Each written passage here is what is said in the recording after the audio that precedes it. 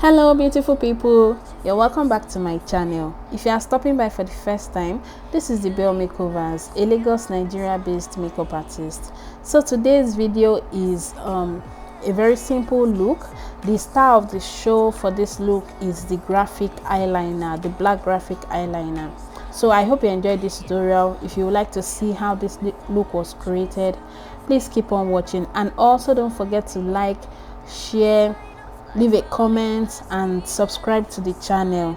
Starting off with the skin prep, I cleansed her face with the micellar cleansing water, the one on the screen right now. This will help to remove every oil or dirt or whatever is on the skin that might interfere with the makeup. So you want to make sure that your makeup is done on a very clean canvas. I'm just applying some lip balm to moisturize her lips so that the lips are moisturized by the time we're about to apply lipstick. So after cleansing, it's moisturizing.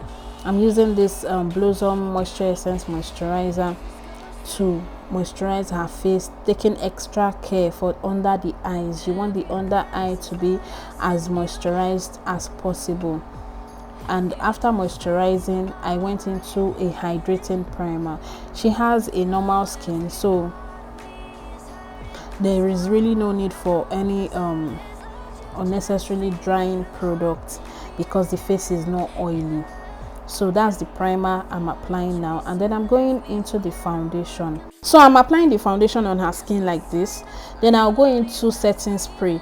This will help me to blend the foundation seamlessly into her skin, and also to get a skin-like finish when I'm done. So the setting spray will help to melt the foundation so it can blend faster and more seamlessly.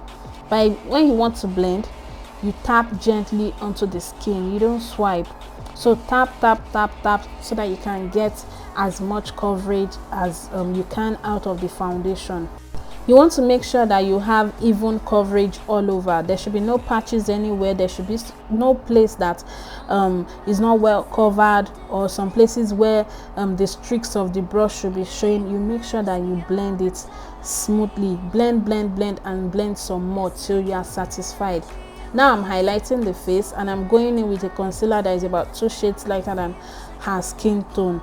So I'm going to apply that on all the high points of her face, and then I'm going to blend it in. The key here is blending, is how you blend, not necessarily the quantity of the concealer you use.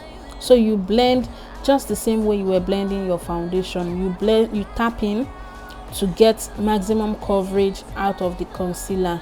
Most concealers are normally medium to full coverage anyways. So to get full coverage out of it, just tap in gently and make sure that the concealer blends into the foundation. There should be no harsh line. You should not be seeing the line of where your concealer is ending and where the foundation is starting from.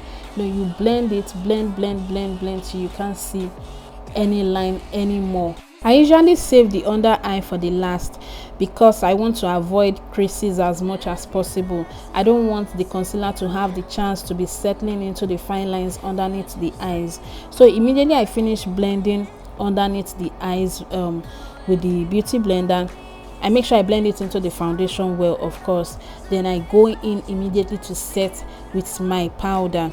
So you can use a lightweight powder to set the concealer underneath the eyes so that it doesn't move around. Then I will go in to set with a normal setting powder. If you want to use setting powder directly, you can do that. It's just a personal thing.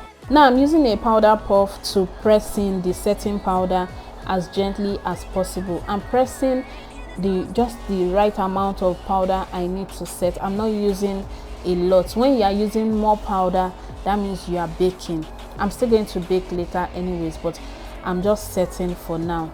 If you have any questions about this look so far, you can always ask me in the comment section and I will definitely respond. I'm basically applying the setting powder to everywhere that I highlighted. Next, I'll be moving into contouring, and I'm going into this powder from the Royale powder palette, which I'm patting into her skin with my big powder brush. Something about you feels so different. Yeah, you mess me up inside. It's like your energy was kissing my soul back to life, was living. Now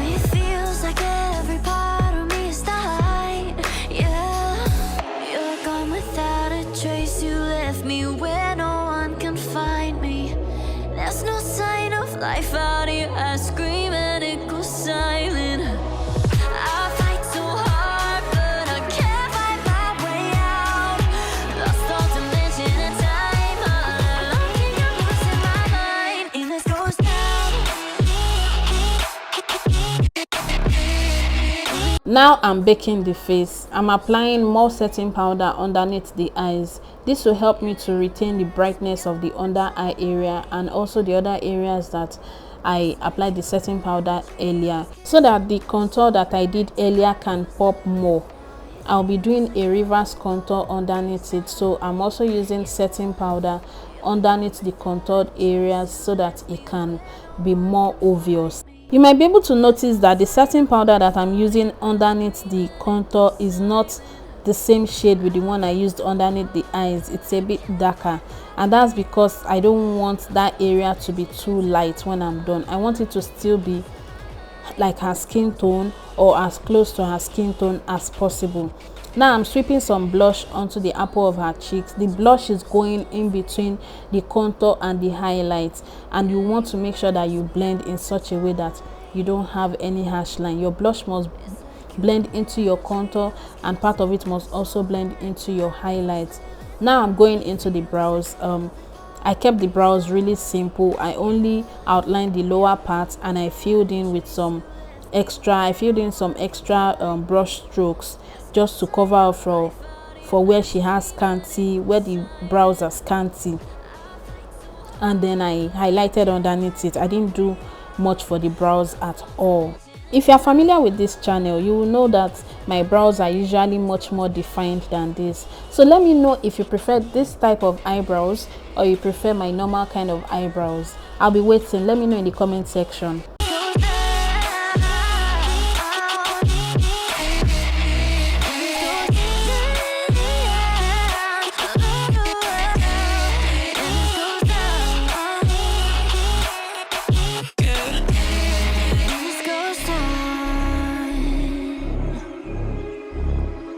Every message that I send you, you just leave them all on red. Now every part of me is hurting, cross my heart. I don't deserve this love just for you to haunt me in the end.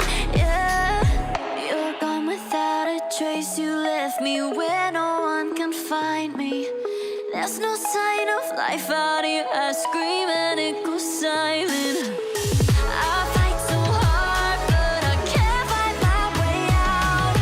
Lost all dimension and time. I don't think I'm losing my mind in this ghost town. Now I'm just smoothing some concealer on the eyelid so it can serve as a base for the powder I'm about to use as eyeshadow. So the eyes are really simple. In fact, there's almost nothing there.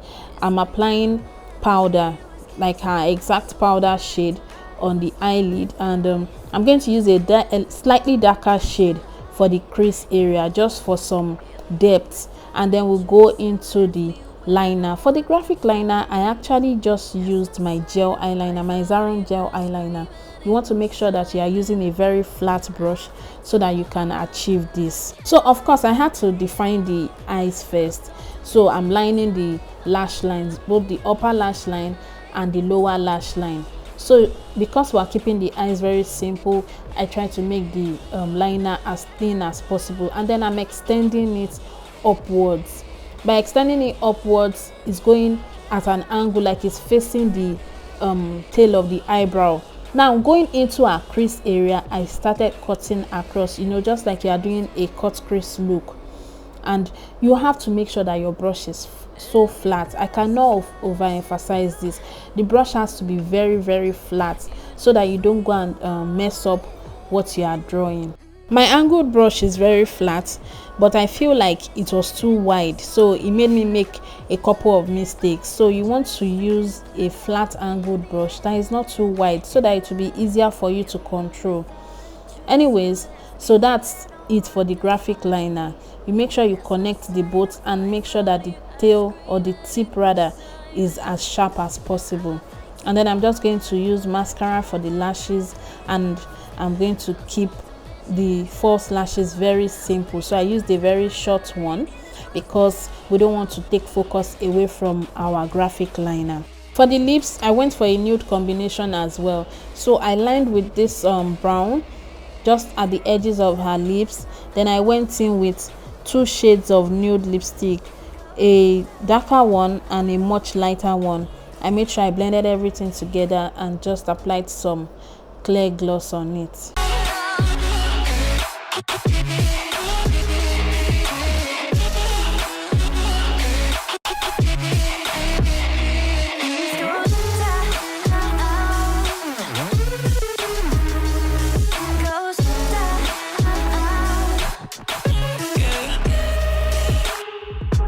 Something about you feels so different. Yeah. Now I'm taking off the excess setting powder from her face, and you have to do this as gently as possible. You don't want your concealer or your foundation to shift, so you pat in. Try not to rub too hard, just pat in to remove the excess powder so that you can retain the brightness of the setting powder. Apologies for my husky voice, my throat is quite sore, so please, if you've not liked this video yet, please go and like it now for me, please. Thank you so much. Now I'm going to be going into a cream highlighter when I'm done with this. The cream highlighter is from TM Essentials. I can't remember the exact shade, but I'll be sure to leave it in the description box. So I'm patting it in with the beauty blender as gently as possible. And to keep the entire look fresh, I finished off with TM Essentials Dewy Setting Spray. And that's basically it for this tutorial. I hope you enjoyed this. I enjoyed filming this. I hope you enjoy watching it as well. Let me know your thoughts in the comment section, and also subscribe to my channel if you have not. Thank you so much for watching. I'll see you in my next video. Bye. Now every part of me is hurting, cross my heart. I don't deserve this. Loved you just for you to haunt me in the end. Yeah, you're gone without a trace. You left me where no one can find me. There's no sign of life out here. I scream and it goes silent. I fight so hard, but I can't find my way out. Lost all dimension and time. I don't think I'm losing my mind. And this goes down.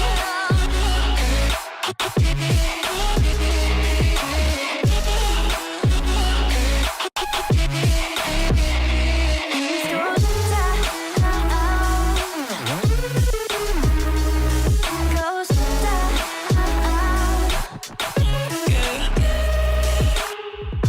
something about you feels so different. Yeah, you mess me up inside. It's like you